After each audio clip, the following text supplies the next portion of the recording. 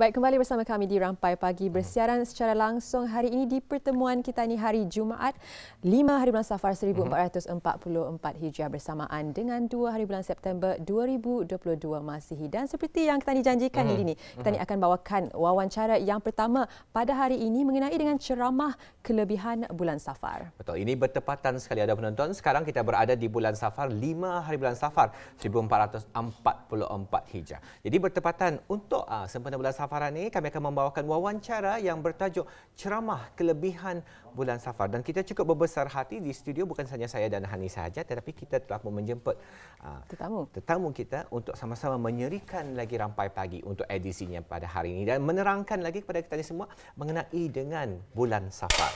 Ya, kita ni bersapa ya. Assalamualaikum dan selamat datang ke studio bersama dengan Ustaz Haji Suhaimi bin Haji Muhammad Nur, Pegawai Hal Ehwal Masjid Jabatan Hal Ehwal Masjid Kementerian Hal Ehwal Ugama. Assalamualaikum, selamat datang ke Rampai Pagi. Waalaikumsalam warahmatullahi wabarakatuh. Alhamdulillah. Apa khabar kita? Apa khabarnya Ustaz? Alhamdulillah. Bagaimana Tuan? Syukur, alhamdulillah. Mensyukuri setiap hari ini ya. Tetap ceria ya. Alhamdulillah. Ini pun rezeki pertemuan sebenarnya Ustaz. Alhamdulillah. Tadi dipertemukan di Rampai Pagi hari ini cukup berbesar hati sekali kerana dapat baru pernah barangkalinya berjumpa. Baru pernah berjumpa. Insya-Allah, alhamdulillah bukan perjumpaan pertama dan terakhir. Insya-Allah. Kita akan berjumpa lagi di masa akan datang insya-Allah. Jadi hari ini Ustaz bertepatan dengan orang tadi masih berada di bulan Safar, baru saja berada di bulan Safar ni Ustaz, 5 hari bulan Safar.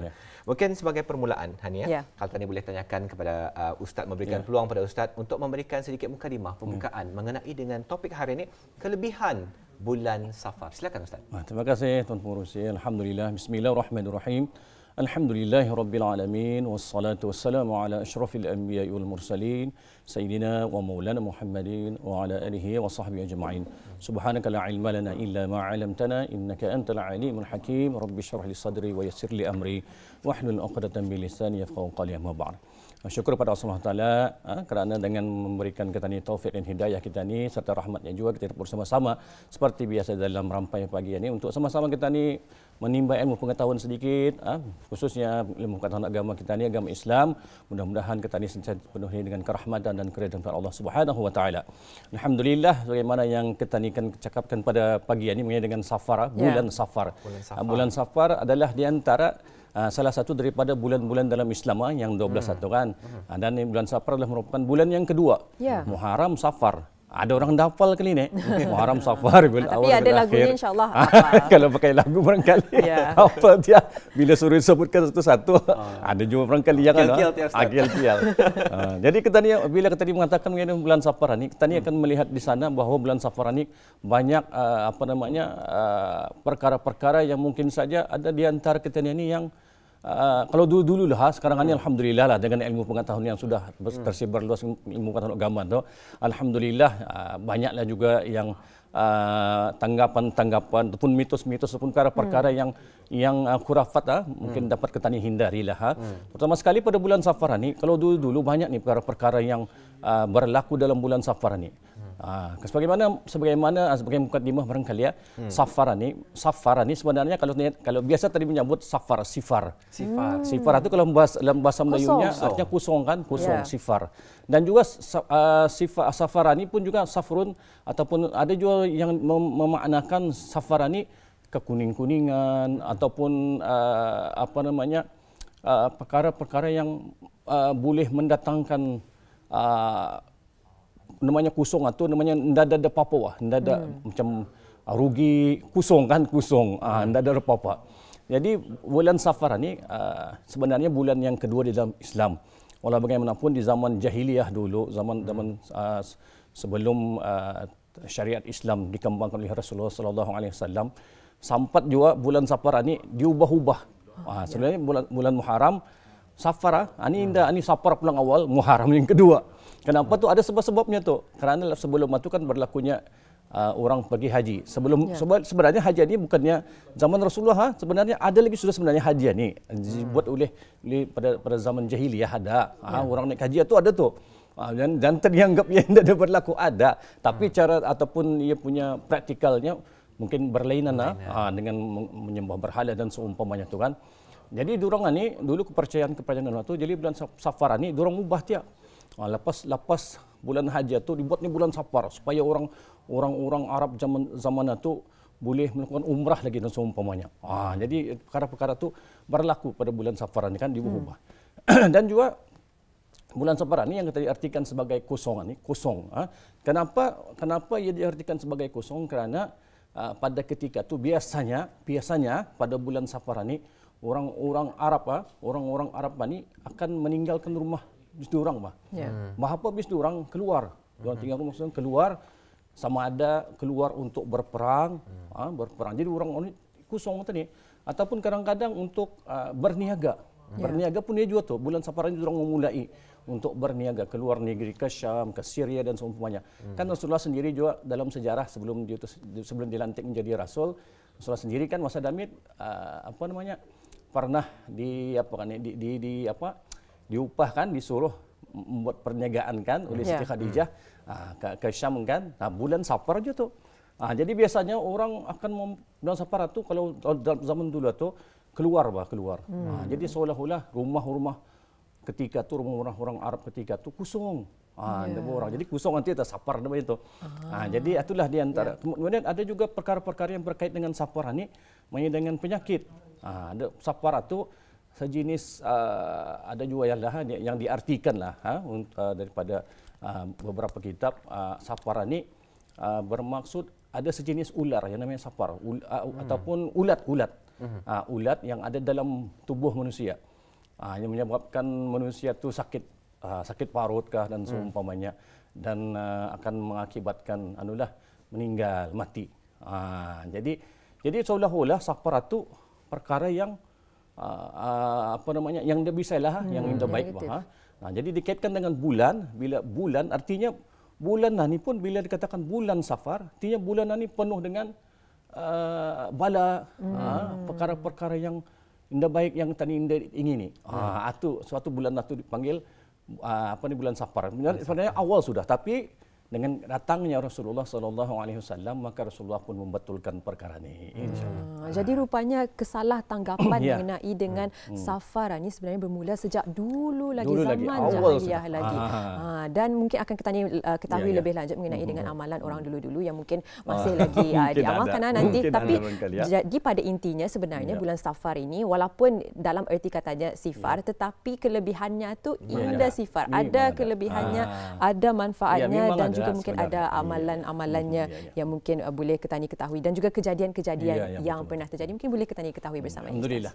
Jadi sebenarnya bulan Safar ini sebenarnya banyak pulang peristiwa-peristiwa ataupun perkara-perkara yang berlaku dalam bulan Safar ini. Kalau kita lihat kalau kita kan mengambil iktibar ataupun kan mengambil sukut baik kan. Ini sukut indah baik pula kan tu yang biasanya kan. Kalau sebenarnya sukut baik sebenarnya semua hari ataupun bulan di dalam Islam itu adalah baik kan. Yang menentukan buruk baik ini adalah Allah Subhanahu Wa Taala, bukannya bulan. Kan sebenarnya ini bulan bah. Sedangkan Rasulullah SAW bulan Safar ini banyak berlaku pada Rasulullah ni bulan Safar ni perkara peristiwa yang penting. Umpamanya Rasulullah SAW dalam setengah riwayat Rasulullah SAW sendiri bernikah dengan Siti Khadijah bulan Safar. Dan Rasulullah SAW juga menikahkan anak baginda Siti Fatimah dengan Sayyidina Ali kan bulan Safar. Banyak gitu. Dan bulan Safar itu juga di mana Rasulullah SAW berlaku peperangan-peperangan misalnya. Walaupun ada peperangan yang mula-mula sekali, peperangan yang walaupun anda menang lah, macam bukan yang anda menang, macam kurang berkesan yang belum sekali, belum ramai kan. Ketika tu pada tahun berapa Hijrah tu. Kemudian ada juga perang-perangan yang Rasulullah menang, yang besar, perangan Khaybar umpamanya kan. Jadi banyak perkara berlaku dalam Islam sebenarnya. Bulan Safar ini bukan bulan yang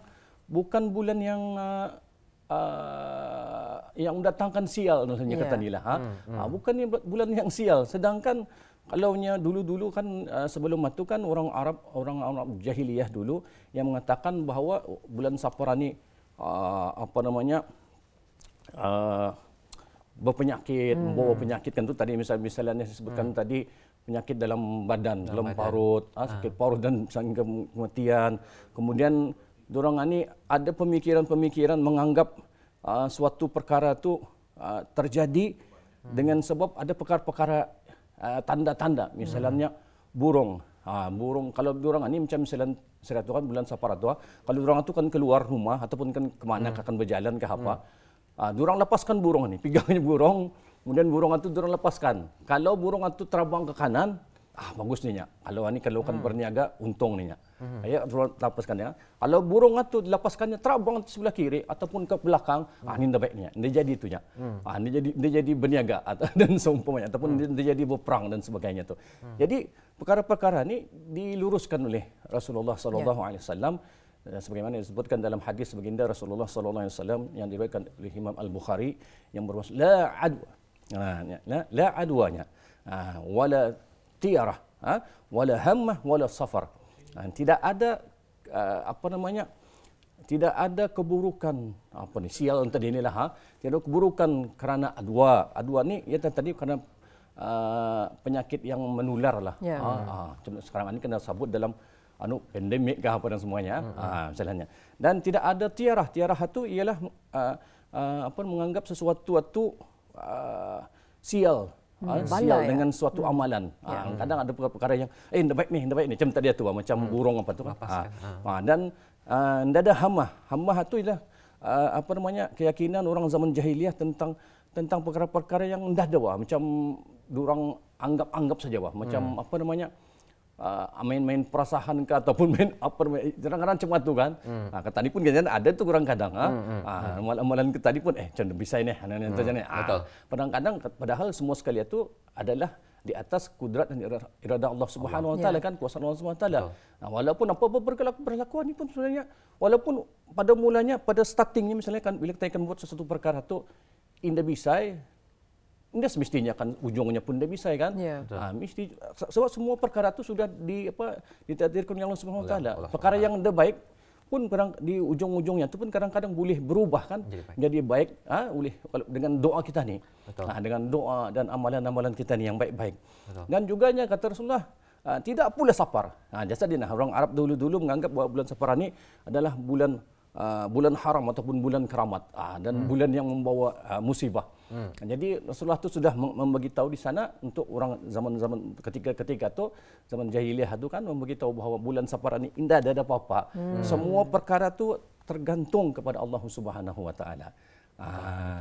Alhamdulillah. Terima kasih atas perkongsiannya Ustaz. Mungkin kalau dapat ditanyakan lagi pada Ustaz, tadi Ustaz ada mengongsikan di antara kepercayaan ataupun perkara yang telah dilakukan di zaman dulu lagi.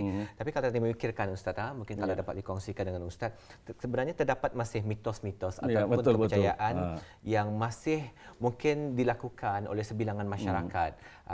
Jadi salah satunya Ustaz kalau dapat dikongsikan di sini mungkin mandi tolak bala dan sebagainya, mandi safar untuk menolak bala, untuk mendatangkan rezeki dan sebagainya. Jadi kalau Ustaz dapat terangkan dari segi kedudukan pandangan Islam mengenai dengan kepercayaan ataupun mitos-mitos yang kita dilakukan di bulan Safar ini. Alhamdulillah, terima kasih Tuan Mursyid. Alhamdulillah, sebagaimana saya sebutkan saya sebagai ringkaskan barangkali saya mengenai dengan salah satu daripada amalan-amalan dululah mungkin alhamdulillah kita ini sudah dengan ilmu pengetahuan agama kita ini yang semakin berkembang atau jadi alhamdulillah ilmu kita ini sudah dapat membinting kita ni daripada amalan-amalan yang salahan umpamanya mandi safar.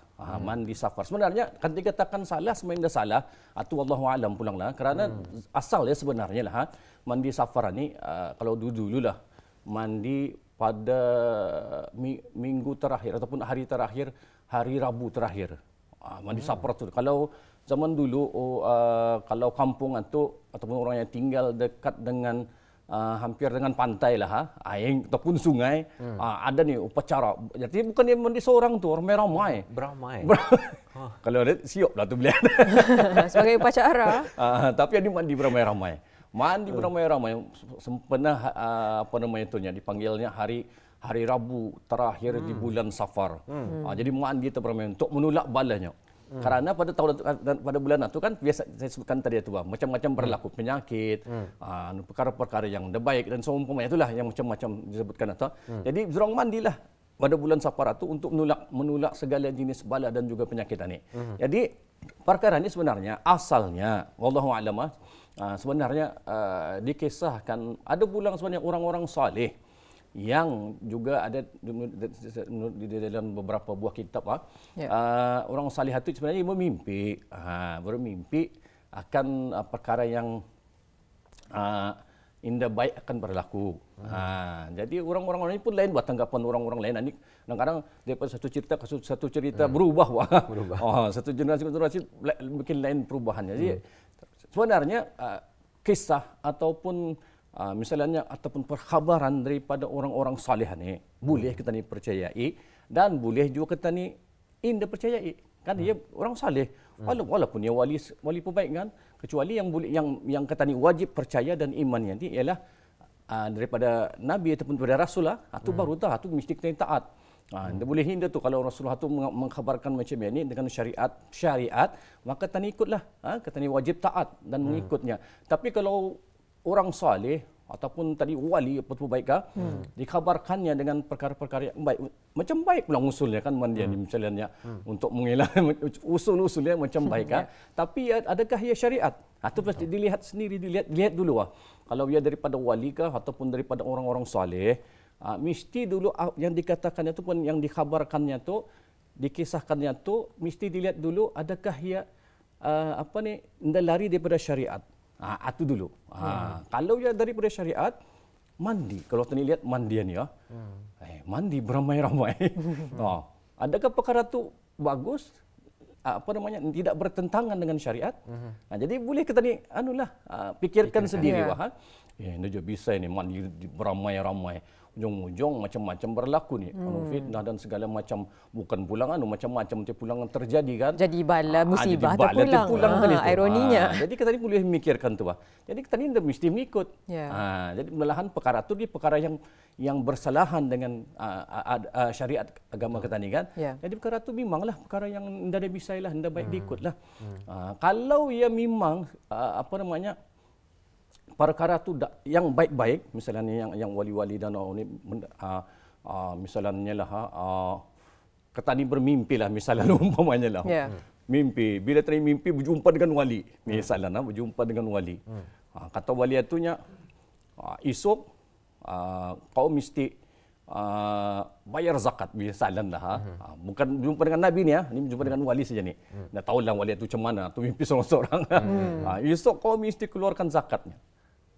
Kalau kena ikut orang zakat tu syariat tu kan, itu syariat tapi lihat esoknya kalau benar ia orang mimpi ni orang kaya misalnya lah dan ia memang benar belum mengeluarkan zakat, maka ia mesti mengeluarkan zakat.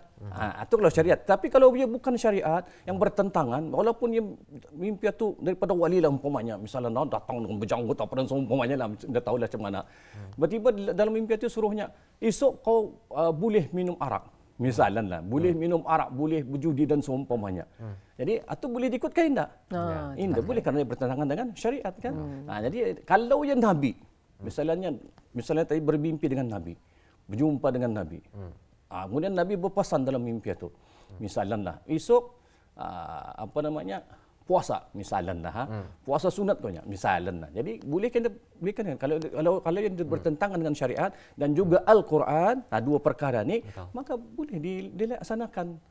Tapi tidak wajiblah kerana ia bukan daripada Allah Subhanahu Wa Taala ataupun daripada sunnah Rasulullah sallallahu alaihi wasallam. Jadi pada intinya adalah bukannya buruk baik itu bukannya tergantung kepada bulannya, pada bulan, pada hari, tapi adalah ketentuan Allah Subhanahu Wa Taala. Jadi terima kasih kita diucapkan kepada Tuan Ustaz atas penerangan mengenai dengan kelebihan bulan Safar ini. Walaupun pada intinya sifar, tapi kelebihannya tidak sifar. Betul sekali. Terima kasih Ustaz. Alhamdulillah.